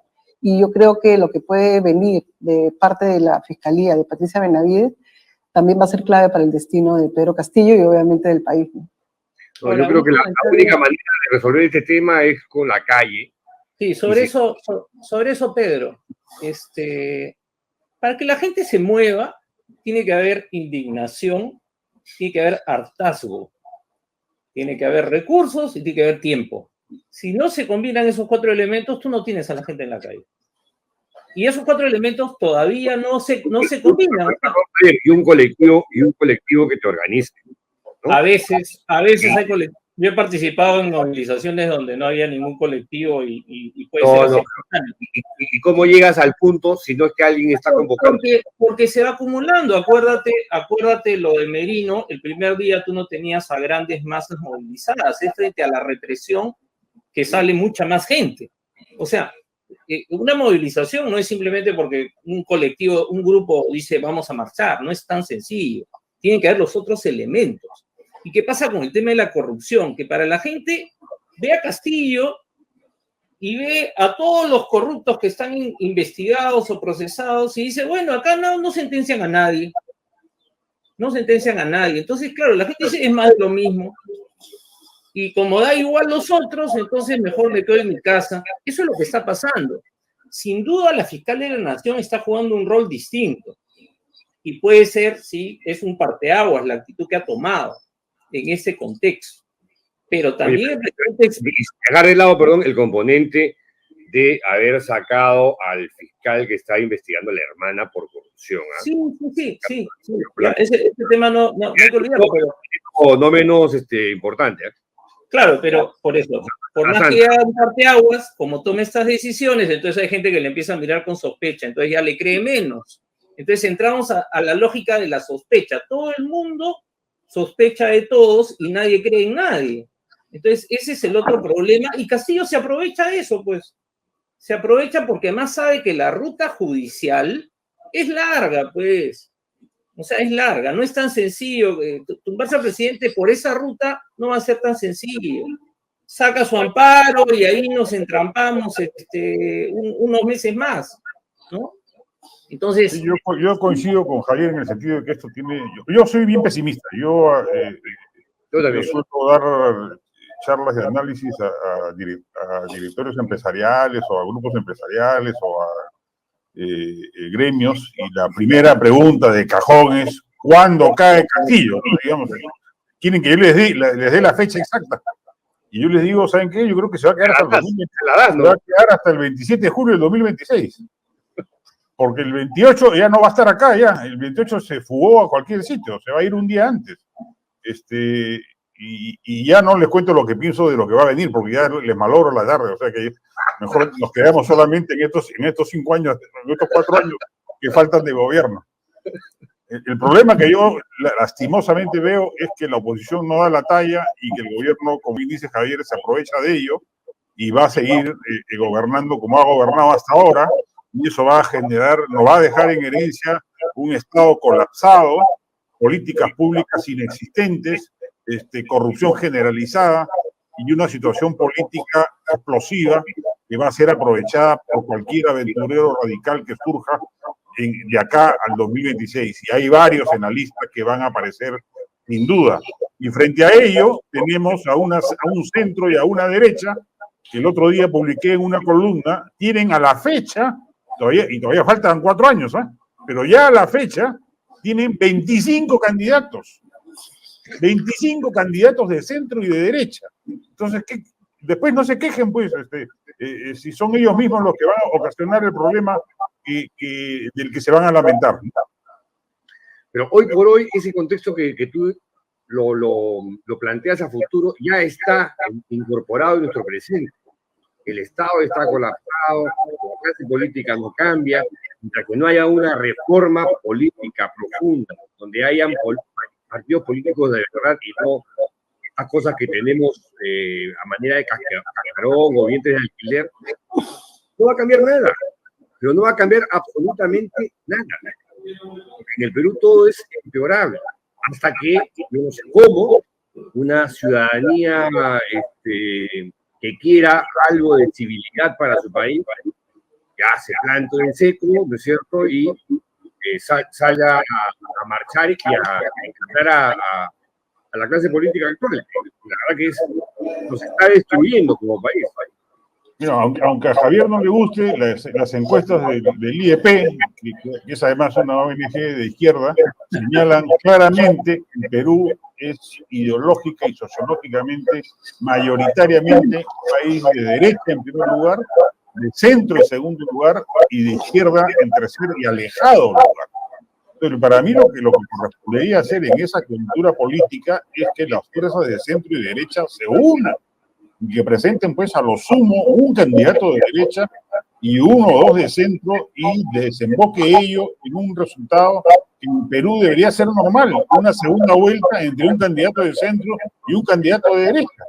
Pero como se dividen pues en 25 partes como hoy, no tengo la lista a la mano, ya son 25, literalmente, no estoy exagerando. Los candidatos del centro y la derecha se atomizan y permiten que aparezca un nuevo Castillo, que el 17% se entromete en la segunda vuelta, y ya allí funciona otra lógica. La lógica también escribí hace poco, así como a los chilenos no los quiere nadie en la región latinoamericana, los limeños no nos pasa nadie en el resto del Perú. Entonces termina derivando en una situación antisistema que favorece a los candidatos disruptivos que suelen ser los candidatos de izquierda. Entonces, vamos a repetir, yo creo que se va a repetir la figura del 2021, el 2026, y se va a prolongar la crisis política, social y económica del Perú, ¿no? Pero yo creo que la matriz, Juan Carlos, de Perú no es ni izquierda ni derecha. La matriz es caudillista. O sea, si nos retrotraemos a lo que fueron nuestras guerras de independencia, eran todos caudillos, siguiendo no ninguna gesta, nada. Cada uno seguía a su general, cada uno seguía a su hacendado. Entonces yo la verdad es que no, eso sí, digamos, no nos debe extrañar. Tenemos caudillos de izquierda, derecha y de centro, y desgraciadamente, 201 años después, nos está tomando la factura de que no es un país que construye bajo temas, bajo cosas que, digamos, rijan esta nación. Son caudillos de derecha, izquierda, arriba, abajo. O sea, ¿qué es Verónica Mendoza? ¿No? ¿Qué es? O sea, si hablamos de la izquierda, ¿no? Igual lo mismo en el lado de la derecha, pero ¿qué son? Son huecos, son nombres que se unieron para una elección y ya desaparecieron. Pero yo creo que ese es el sino del país, ¿no? Que no hay partido político. Eso va a ser inevitable. Yo no creo que regresemos jamás ya a la situación de partidos políticos firmes y consolidados como eran antes, pues el APRA, Acción Popular, PPC, Izquierda Unida. O sea, yo creo que esa figura política, esa atmósfera política o ese ecosistema político partidario no va a regresar al Perú. Y no solamente en el Perú, está pasando eso en todas partes del mundo. Eso ya no va a existir. Entonces, a mí no me alarma tanto que haya partidos cascarón o vientres de alquiler o membretes partidarios. Lo que me enajena más es la falta de liderazgo, porque si hubiese un líder que agrupase o convocase o rejuntase distintas colectividades tecnocráticas, académicas, políticas, sociales, etcétera, en los sectores mayoritarios del país, que son el centro y la derecha, yo creo que podríamos darle viabilidad a este país. Pero mientras pero te contradices, Juan Carlos, porque lo que estás diciendo es, si no hay partidos políticos, no va a haber lo que estás pidiendo. Lo que estás pidiendo es un partido político. Porque tienen que unir, son colectivos. ¿Qué es un colectivo? Es un partido político. No, en el sentido de que 2022, no es el partido de 1900. No es un partido tradicional con comité directivo, comité ejecutivo. Pero es lo mismo. Necesitamos algo parecido. Claro, es interesante el debate que se ha planteado, porque las formas de organización política que rigieron hasta fines de los 90, digamos, o fines de los 80, ya incluso en el mundo no funcionan así. Exacto. Entonces no podemos volver ahí, y yo creo que varios de los intentos de reforma política que se han hecho en el país, por gente muy destacada y que además es amigos muy cercanos, el problema es que quieren reproducir. Han querido volver ahí, exactamente. Que ya en el mundo ya no existen. Entonces hay que encontrar formas nuevas. Eso no es fácil. El caudillismo, como tú dices, Pau, siempre va a existir en el Perú. Es una tradición. Está en el ADN político peruano. Y uno tiene, y hemos tenido todo tipo de caudillos. O sea, Fernando de Belaúnde fue un caudillo también. Aya de la Torre fue un caudillo. Y esos señores organizaron partidos políticos. Pero cuando Fernando de Belaúnde se lanza, no tenía un partido, era un grupo de estudiantes que lo apoyó. Y después terminó llegando a la presidencia. O sea, yo creo que el liderazgo sí es fundamental. Yo sí coincido ahí. Y yo no veo liderazgos, o sea, cuando uno ve el Congreso, ahí pues, ¿qué liderazgo hay? Cero. O sea, cero, porque yo escuché a Pedro Salinas antes de que empezáramos, y él decía que hemos tocado fondo. Yo creo que hemos tocado fondo y que estamos chapoteando pues en el fango, vamos a decir así, ¿no? O sea, y el fondo puede durar si es que no emergen liderazgos. Y se necesitan liderazgos en la derecha, en el centro y en la izquierda, ¿no? No es gratuito que se evoque, por ejemplo, a la figura del arzobispo, porque claro, siempre que estamos en crisis apelamos a la figura de la iglesia, ¿no? Porque es una carencia de la sociedad civil o de la sociedad política, ¿no? Porque miren, el nivel al que hemos llegado es que tenemos una presidenta del Congreso que ha firmado un compromiso junto con su mesa directiva para dejar el cargo si es que vacan al presidente, lo cual es una locura. O sea, esa señora la han elegido para un cargo que incluye reemplazar al presidente de la República, de la vicepresidenta si los vacan. y ha firmado un compromiso diciendo que ya se iría y que elegirían otra mesa. O sea, está diciendo, califica para una cosa, pero no califica para otra. Es una broma, es una burla a la ciudadanía. Y yo quiero volver a lo de las movilizaciones, porque sí hay un punto que tiene que ver con algo que también planteó Juan Carlos, Pau, que también lo mencionó. O sea, la crisis de la gestión pública sigue creciendo, va a ir en aumento. Muchas de las cosas que ha anunciado Castillo, las que son ciertas, tienen que ver con una suerte de piloto automático. O sea, la administración del gobierno sigue funcionando, así tengas un desastre de presidente. Entonces se siguen haciendo algunas cosas, sí, pero va a llegar un punto en que cuando la gente sienta que determinados servicios ya no le funcionan, ¿no? O determinadas cosas ya no funcionan de verdad, ¿no? Ahí sí yo creo que la gente puede patalear. O sea, el estallido puede ocurrir por el lugar que menos esperamos. Eso sí creo. Mira, acuérdense de lo de Chile. ¿Qué cosa fue? El pasaje. Pero habían 15 años de movilizaciones por otros temas, entonces todo el mundo saltó, ¿no? O sea, el estallido puede producirse por el lugar que menos imaginamos en este momento. Eso es lo Yo creo que el hartazgo ciudadano va a provenir por el colapso de la salud pública.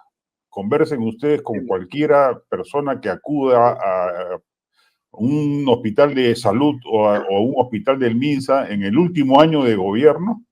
Se ha desplomado la calidad de la atención, llegando a niveles ya de orfandad absoluta, de gente que no es atendida porque no hay remedio, no hay placas, no hay citas, no hay nada, y no es poca cosa lo que se moviliza ahí. Según Alejandro Sacco, que es un experto en temas de salud pública, al día acuden a estos centros de salud estatales 150.000 personas.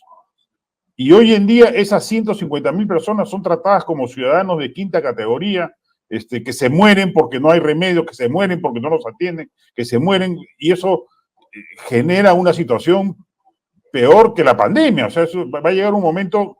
Yo veo ahí un aspecto de política pública que yo no entiendo por qué ningún gobierno de la transición tomó en serio y abandonó de la manera en que abandonó, siendo para mí un eje o un sustento o un sustrato básico de la gobernabilidad de un país, que haya una salud pública digna. Y eso que ya era mala, lo vimos en la pandemia, que no había ni UCI, ni camas para atender, ni oxígeno para atender a la gente, hoy está peor que hace un año. Entonces, en general, yo creo que el colapso del Estado va a generar un malestar ciudadano terrible, porque siente que no los atienden. O sea, lo que vemos en los pasaportes, los DNI, los brevetes, etcétera, se va a extender a todo el sector público, y yo creo que eso termina afectando sobre todo a los más pobres. Y ahí podría eventualmente aparecer algún detonante que genere una situación de movilización tal que nos libre de este señor que está sentado en Palacio, ¿no? Ahora, ¿tú crees que va a llegar al 2025 o no? ¿O 2026? Yo creo que sí, yo sí creo. ¿Insistes en eso? Sí, yo sí creo. Yo creo que va a llegar al 2026, porque la oposición que tiene se lo favorece. Es demasiado tiempo, porque o sea, en un año, en 365 días, hemos tenido un gobierno que se ha envejecido de una manera así, a la tipo película esta, ¿cómo se llama? Creo que con Brad Pitt, uno que se envejece. Ah, sí, no me acuerdo. Benjamin Button. Eso es este gobierno, ¿no? Un gobierno que se viene envejeciendo a un ritmo acelerado, que este primer año parece que había un lustro, ¿no? ¿Te parece un lustro? O sea, ya del agotamiento, del desgaste. Claro, lamentablemente tiene frente a sí un Congreso que, por más que le grite corrupto o lo que sea, es su espejo, porque son exactamente lo mismo, confluyen en los mismos intereses y en el objetivo común de quedarse en el poder todo lo que se pueda. Pero, o sea, yo creo que, como comentó uno de ustedes, va a llegar un punto de quiebre o de inflexión que la gente va a decir ya, basta ya, ¿no? Basta ya y que se vayan todos. O sea, yo sí creo que vamos a llegar a ese momento. ¿Cuándo? No lo sé. ¿Por qué? Tampoco lo sé. El tema de la salud que menciona Juan Carlos a mí me parece también sumamente sensible, delicado, y el tema del desmantelamiento del Estado, del colapso que ya se siente en todos los ámbitos, eso tiene que ser un motivo o momento de que la gente salga a las calles a tomarlas, ¿no es cierto?, protestando y quejándose hasta que se vayan todos. Ahora, en las regiones sí ocurre eso, ¿ah? En las regiones sí se movilizan y te paralizan la región sin ningún problema. Donde no ocurre ello es en Lima, sí, donde estamos acojudados totalmente, ¿no? Entonces no generamos ningún efecto político. Como lo Sí, que movilizaciones ahí en el Perú todos los días por las razones más variadas que nos podemos imaginar, ¿no? De todo tipo. Pero sí puede haber otro detonante, y vuelvo al tema de las acusaciones al presidente, y es que salga algún tipo de prueba, y ahí, el momento que salga una prueba lo suficientemente contundente, y la gente salga a la calle, por eso, ni siquiera lo van a vacar una vez que el presidente se haya fugado del país, que es otra posibilidad, ¿no? Yo creo que eso puede pasar en el año que viene, ¿no? Ahora, si no pasa en el año que viene, ya nos quedamos hasta el 26, con eso, ¿no? Sí. O sea, ese es el otro escenario que no hay que descartar, porque pueden aparecer otras pruebas, ¿no? Y si es bien manejado por la Fiscalía, como Carlos Kafur, que sabe ver el futuro. No, y una cosa... Son 12 los niños, estamos fregados, ¿no? Son 70 los niños. No, lo que les iba a preguntar, ¿ustedes creen que ha aprendido el presidente? Porque el discurso de hoy es un discurso bastante modélico de lo que ha tenido desde Toledo hasta ahora, porque hay una parte que era destrave de inversiones, medio ambiente, seguridad ciudadana. O sea, lo que él ha leído es un estándar de PCM, de toda la vida, ¿no? De toda la vida. Sí. Entonces yo creo, ¿ha aprendido el presidente en este año de gobierno? No ha aprendido nada. No ha aprendido, o sea, tal vez la única buena noticia es que no ha huido hacia adelante, que era otro de los temores que había y circulaban en las redacciones de todos los periódicos de Lima, en el sentido de que iba a radicalizarse y a anunciar estatizaciones, expropiaciones.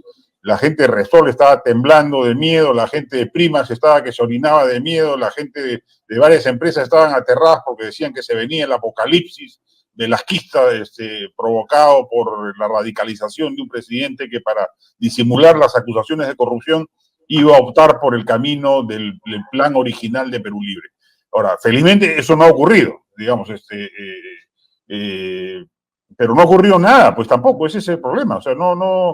Juan Carlos, aunque lo hubiera hecho, tampoco tiene la posibilidad de hacerlo ni no tiene, pues... O sea, lo que nos ha querido decir es, oye, estoy así por culpa de la prensa, ¿no? Esa mala fama que tengo es culpa de la prensa. Mire, o sea, vivimos en un mundo de maravillas, esto es Escandinavia, y por ahí alguien le grita corrupto, y no pasa nada. Ahora, pero esa narrativa contra la prensa, contra el Congreso y contra los grupos empresariales sí cala en ciertos sectores populares del interior del Perú, de provincias de Perú, claramente. O sea, yo he viajado y hay gente que está convencida de que es la derecha pues, que no lo deja gobernar, o es el Congreso que no lo deja gobernar, o es la prensa que obtusa que está comprada, con la prensa mermelera, etcétera, etcétera, y no son pocos, ¿ah? Entonces, quien le vendió esa narrativa política al presidente y que repiten sus ministros al unísono, que es la prensa, Congreso los grupos empresariales, en términos políticos la chuntó porque es una narrativa potente, digamos, y la va a seguir usando hasta el final. Sí, y además, como tú no tienes congresistas, yo no sé si ustedes han visto a los congresistas, habrá una o dos excepciones, o sea, hablando o en cuanto haya un problema como el que hubo, lo del RENIEC o lo de los pasaportes, ¿ustedes vieron algún congresista yendo ahí, como han hecho en el pasado otros congresistas, a decir, oye, acá no hay pasaporte, ¿qué pasa? Nadie. Están como dice Juan Carlos, están atornillados en su curul y de ahí no se mueven. Entonces, eso refuerza. Lo que el presidente ha aprendido es a que tiene una oposición de pacotilla, ¿no? Eso es lo que ha aprendido. Entonces, por eso se ha dado el lujo de dar el discurso que ha dado, ¿no? O sea, ahí, y miren, otra cosa que también creo que Juan Carlos lo planteó, ni siquiera ha dicho que va a hacer cambios en el gabinete, cosa que se estaba voceando. O sea, ni siquiera eso, que es una cosa habitual, en 28 de julio por lo menos cambias 2 o 3 ministros, ¿no? Nada, cero. Ninguna medida lo suficientemente relevante como para tener un titular, ¿no? Nada. Ahora, habrá que ver también, eso lo dejo entre interrogantes, qué proyectos de ley son los que ha dejado ahí en estos 2 volúmenes que le entrega a la presidenta del Congreso, ¿no? Pero dice que los ha mandado hace tiempo y que no le hacen caso. Son los mismos no son nuevos. No son nuevos, ni siquiera. Oye, yo quería hacer una sola preguntita con ánimo de provocación. Solo por joder. Ahora, ¿hubiera sido peor con Keiko? Yo creo que hubiera sido mejor con Keiko. Ya, para ser provocador.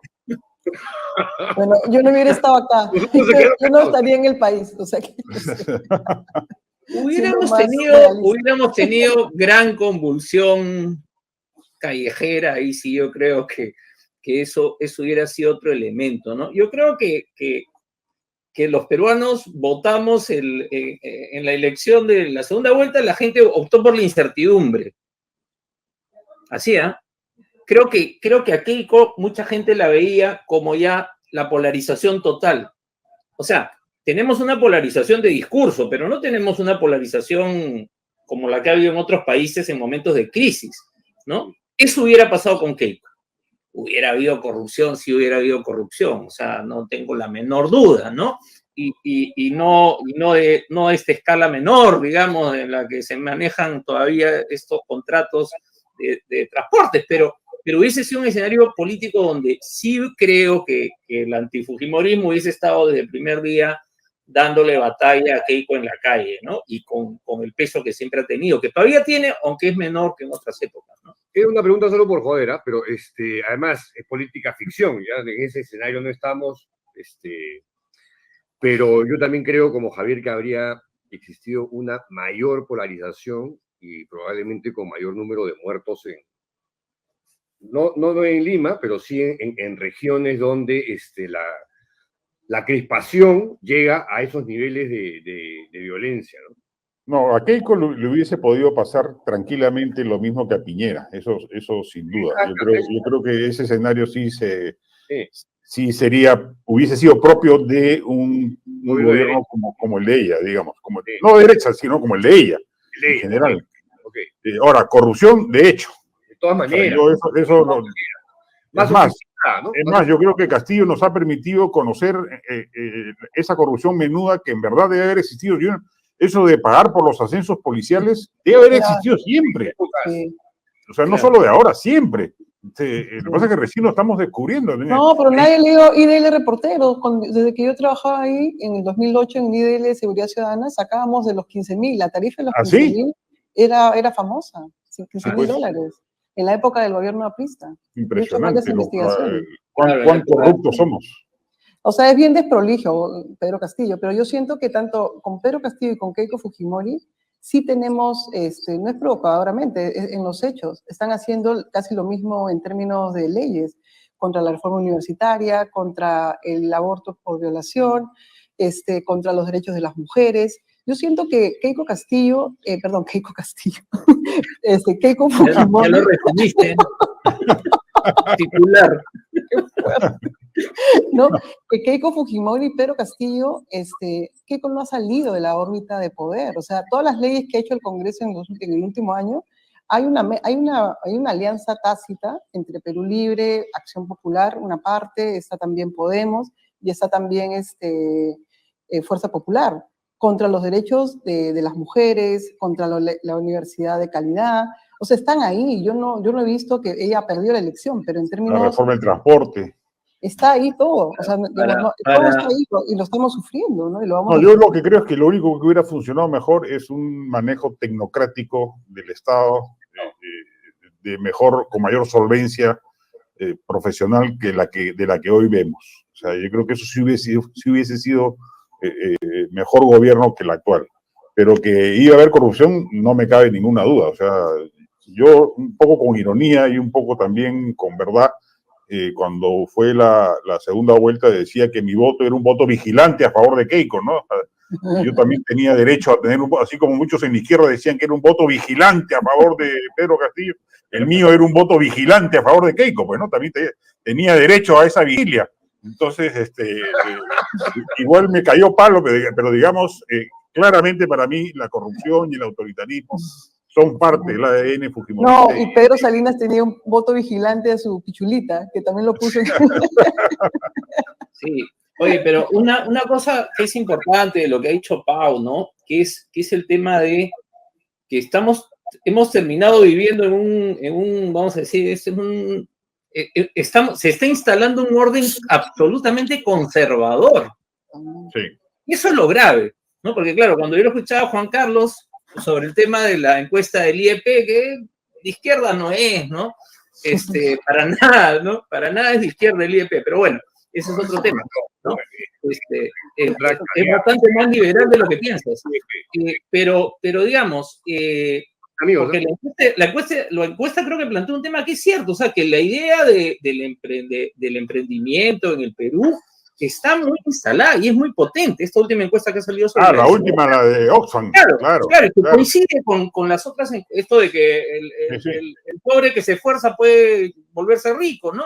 Eso encaja muy bien con toda esta mirada, pero esta impronta conservadora que se está instalando con estos magistrados que se van a quedar en el tribunal un buen tiempo, no tienen para un buen tiempo, nos aseguran que van hablando de la iglesia ahora también, ya que estamos acá con Pedro y con Pau, pensando también, van totalmente a contracorriente de lo que acaba de hacer el Papa, ¿no? Que lo ha bajado de categoría al Opus Dei, hay que decirlo así.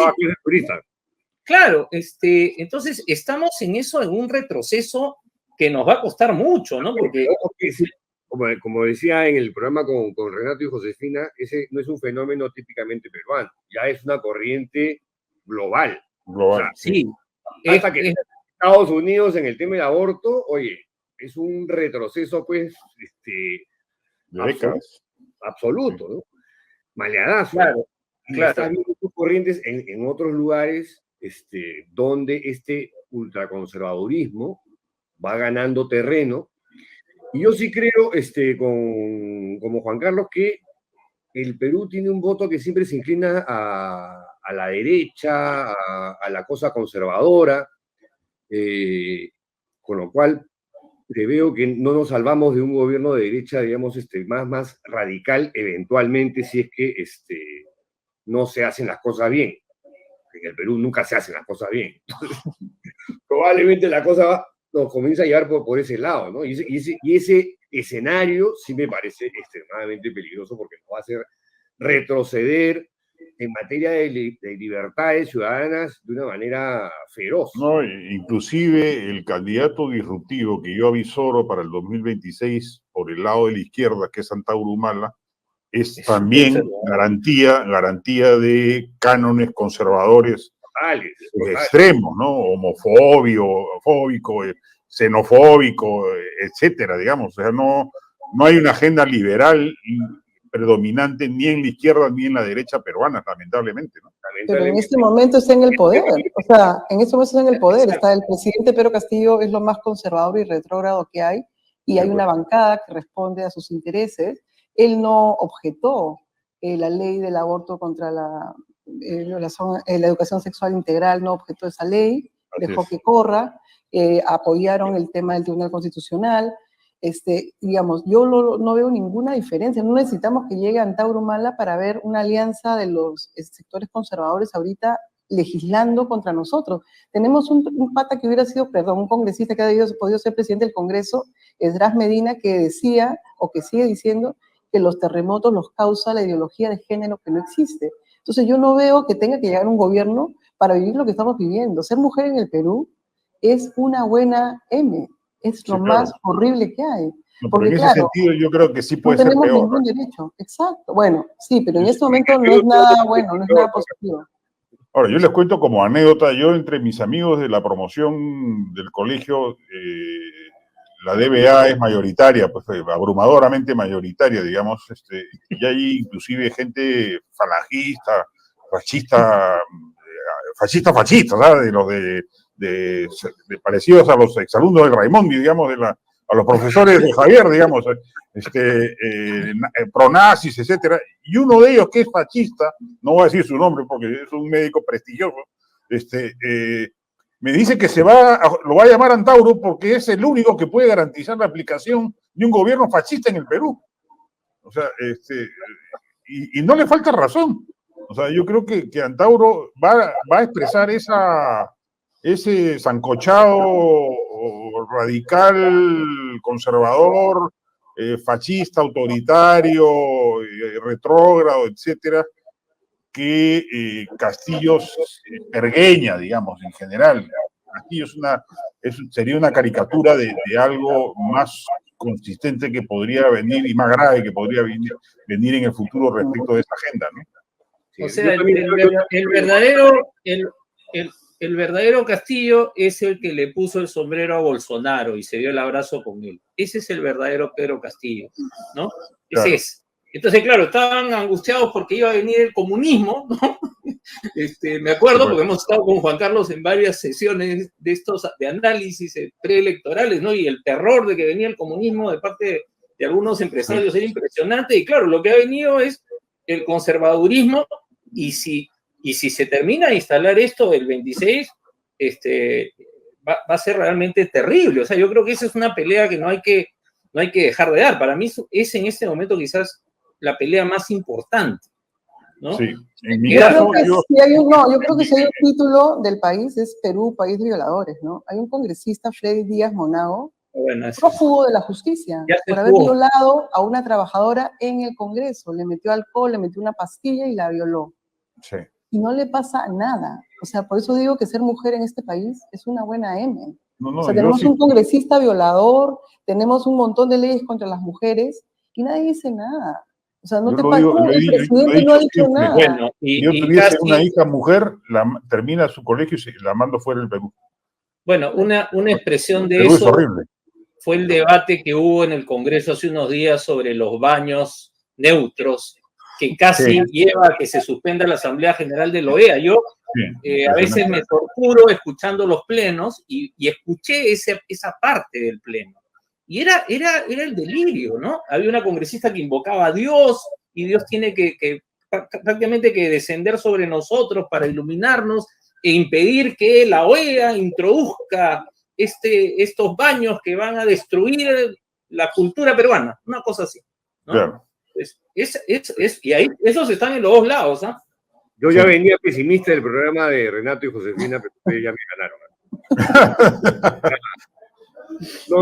No hay arreglo. Yo creo que no hay, por el momento, no hay nada que permita ser optimista.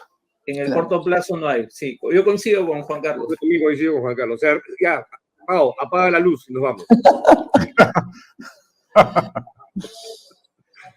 Ahora, pero es terrible, ¿eh? Es terrible. Yo, en mi caso, yo doy la batalla cotidianamente en mis columnas de Sudaca, tratando de convencer de alguna manera de que surja una derecha liberal, moderna.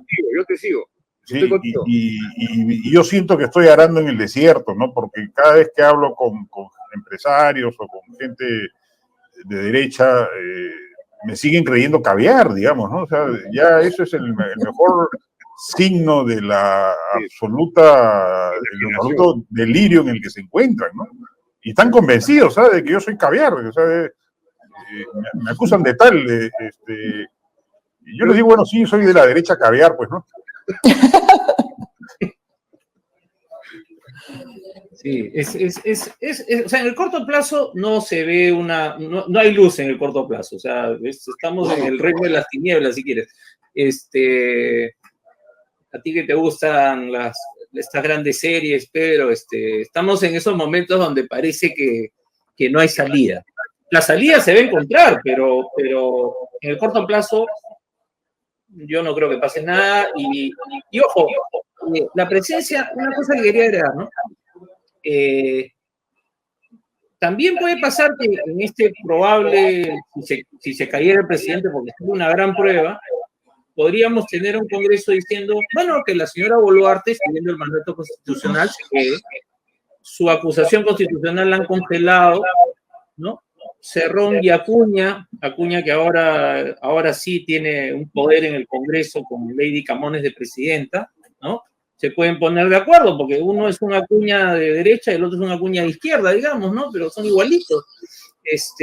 Podrían terminar buscando quedarse con Dina Boluarte ahí. O sea, ese es otro escenario. Ahí también, y ahí podría haber también una reacción de las FARC. Y para no parecer paletos y ombliguistas, ¿no es cierto?, que es típica del peruano, en general, no me gustan las generalizaciones, pero digamos, hay una mayoría ombliguista. Todo esto en un contexto de pandemia, porque la pandemia no ha terminado, tenemos un virus que sigue mutando con variantes, subvariantes, que en algún momento se van a hacer inmunes a la vacuna. Una crisis económica como consecuencia de una guerra que no termina, ¿no? Calentamiento global, oye, mira las cosas que están pasando en Europa. O sea, de verdad que cuando uno mira las cosas en conjunto, más lo que pasa en el país, la cosa apocalíptica está. No, sí, yo creo que nuestros hijos tienen derecho a reclamarnos, ¿eh? Los hemos traído a un mundo difícil, complicado. Es que éramos irresponsables, Juan Carlos, en ese momento. Sí, éramos irresponsables. Y tú más que yo, y tú más que yo.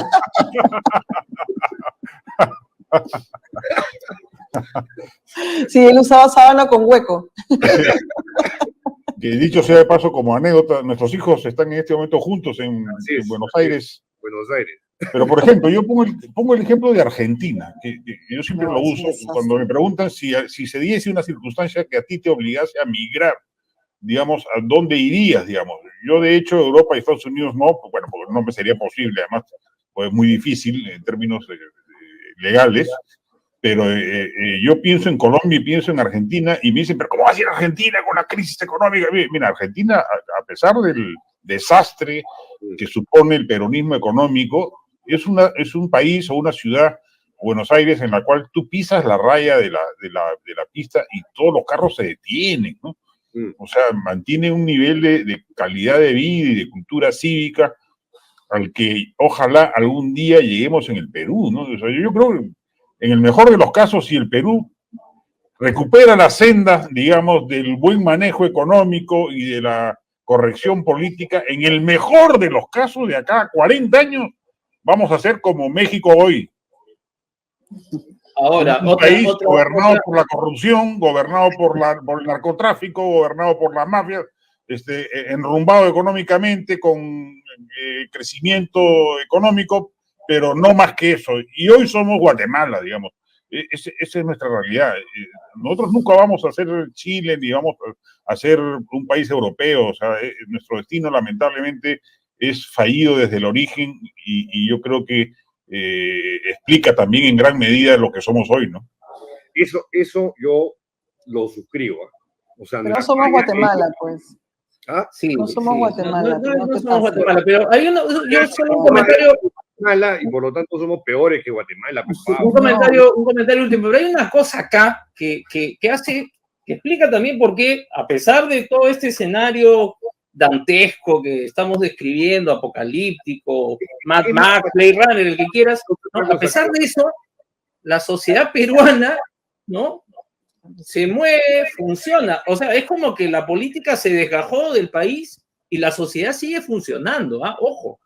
Sí. O sea, eso es bien importante porque tiene que ver con la informalidad, tiene que ver con un montón de asuntos que ya no vamos a discutir ahora, pero la gente sigue haciendo negocios, abriendo sus negocios, cerrando, lo quiebra, abre otro. O sea, ese es el impulso que los políticos no terminan de entender y no enganchan con él. Todo el mundo hace 40 años que está hablando del tema y nadie engancha con eso. Y ese creo que es el drama de los políticos, pero no es el drama de la sociedad peruana, creo yo. Yo ahí sí. La gran inversión económica sí se ha paralizado, ¿eh? Pero la mediana y la pequeña sigue su ruta, ¿no? O sea, sigue avanzando, sigue dando empleo, sigue la informalidad reinante, ha recuperado ya los niveles prepandemia, etcétera. Y la gente sigue invirtiendo y sigue yendo a los restaurantes y sigue llena los estadios, digamos. O sea, el Perú efectivamente, felizmente, y es verdad, va a ser demagógico, es más grande que sus problemas y más grande que Castillo. La Feria del Libro está llena de gente que compra libros. Sí, exacto. Sí. Ya, pero en los hechos somos como sobrevivientes, que nos movemos y sobrevivimos en el marco de una ausencia de institucionalidad que cada vez es más precaria. A mí lo que me preocupa en el fondo es eso, la institucionalidad como país.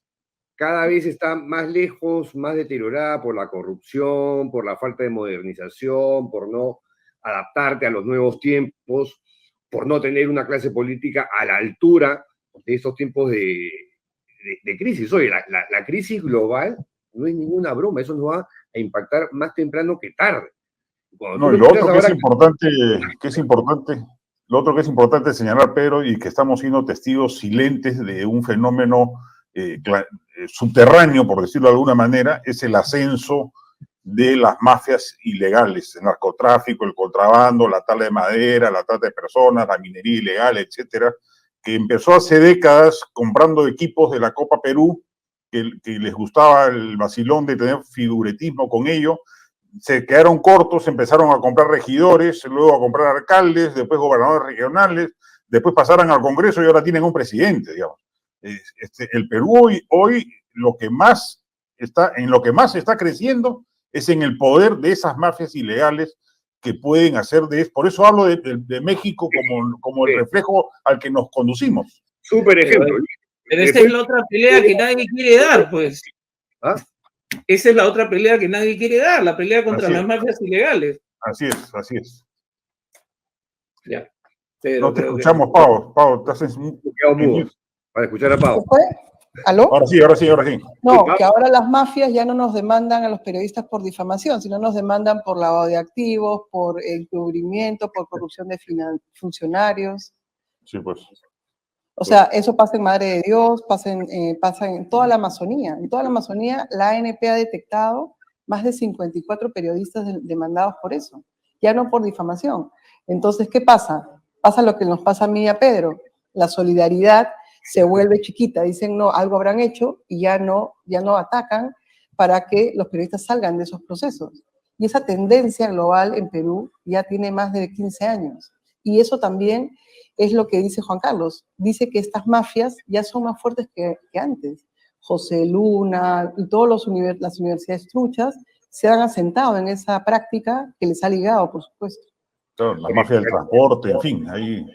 Perdón la interrupción, pero me acaban de encargar, yo no sé por qué, los administradores de la Mula, me dicen, ¿Ya? Pedro, da cierre al blog y anuncia que nos volveremos a conectar con Marcos y Fuentes y Anuska Buenaluque. Y me dicen, Pedro, vamos cerrando. Pero ya, entonces tengo que hacernos... No nos queremos ir, como los congresistas, nos quedamos acá en el... No nos queremos ir. Sí, tengo que hacer dos menciones, así como mi tía Rose. ¿Ya? Voy a hacer dos menciones. Muchas gracias a don Rancherito por haber engreído a nuestro equipo técnico con 25 menús, ya, sin quienes no hubiera sido posible esta transmisión extraordinaria. Y gracias a Vez Cable por haber también retransmitido toda la Liga Escarapela. Y bueno, gracias a ustedes y a la Mula. La prensa mermelera se queja porque la prensa mermelera no ha recibido don Rancherito. Nada. Ya nos va a llegar el pisco, seguro, el pisco. Te lo mando con el fiscal Labia, Pedro. Chao, gracias. Chao, gracias. Feliz 28. Feliz 28 para Pau, para Feliz 28. Nos vemos. Chao. No se corten las venas, por favor. Ya llegan Marcos y Fuentes y Anuska Buenaluque. Chao. Ok, ¿cómo nos vamos? Ya te fuiste.